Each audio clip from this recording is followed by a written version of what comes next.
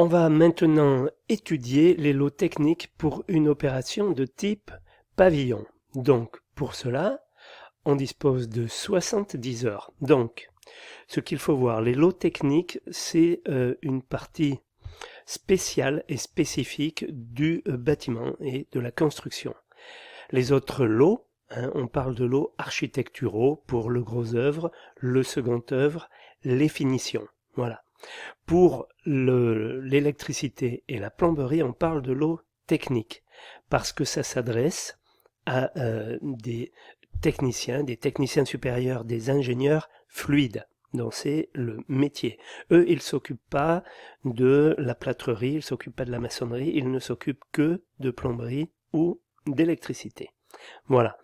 Donc, pour nous, le rôle, je dirais, de ces séances de formation qui arrivent maintenant, ça va être principalement de connaître le vocabulaire, la norme électrique quand je vous parlerai d'électricité ensuite, et puis d'être capable de situer les choses, de situer, oui, les opérations en réunion de chantier, ou lorsque on lit un descriptif, ou lorsque votre lot est impacté par la plomberie ou l'électricité, comprendre de quoi il s'agit. Mais c'est pas vous qui allez dimensionner des câbles électriques, des tuyaux, d'amener d'eau chaude ou froide, ou dimensionner des chaudières. C'est pas votre travail. Hein, voilà. Donc ça, il faut déjà bien le comprendre. Voilà. Donc vous avez 2 semaines, moi je dirais 2 semaines maximum, pour voir ces séances. Alors ces séances, il y en a 6. On va les voir au fur et à mesure. Donc il y a d'abord identifier le raccordement au réseau public. Donc 7 heures là-dessus, pour moi il n'y a pas besoin de 7 heures, vous verrez la séance est assez rapide. Pour moi ce qui va compter pour vous c'est de savoir comment se passe le raccordement à l'eau, au gaz, à l'électricité, à la fibre optique, des choses comme ça. Bon, vous lisez les appuis techniques, c'est relativement rapide. Étudier la plomberie et les équipements sanitaires, vous voyez qu'il y a 2 jours. Bon là effectivement, à mon avis, il faut 2 jours pour d'abord dans un premier temps comprendre les amener, que les amener d'eau chaude, amener d'eau froide, comment ça se passe, la distribution, comprendre les appareils sanitaires, les différents appareils, les lavabos, les éviers, comment ça marche, c'est pas aussi évident que ça, les vidages, les robinets, enfin les alimentations, tout ça, c'est pas évident. Voilà. Et puis vous avez bien sûr le pavillon à compléter de la plomberie, toujours pareil. Après, vous avez l'électricité. Alors là, 16 heures, faut voir. Là, par contre, ça fait peut-être un peu juste. L'électricité comptait peut-être plutôt 3 heures, sachant que là, dans la séance, je vous ai fait, comment je vais dire, une initiation à l'électricité qui est facultative. C'est vous qui verrez si vous voulez la faire ou pas. Voilà. Mais là, 16 heures, ça me paraît peut-être un peu short. Le chauffage, 17 heures, là c'est largement dimensionné en une journée, vous aurez compris. La ventilation, 7 heures, c'est largement bon aussi.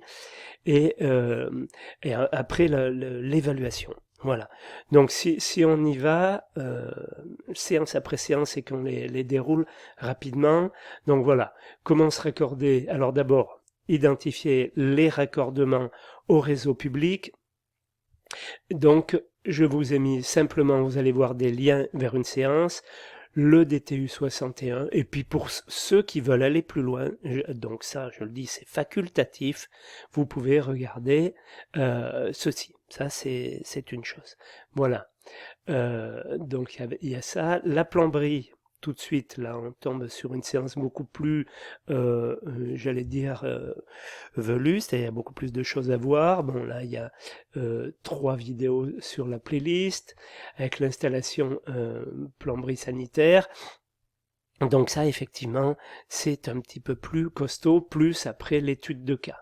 Donc ça, pour ça, moi je trouve, enfin à mon avis, 2 jours, il les faut.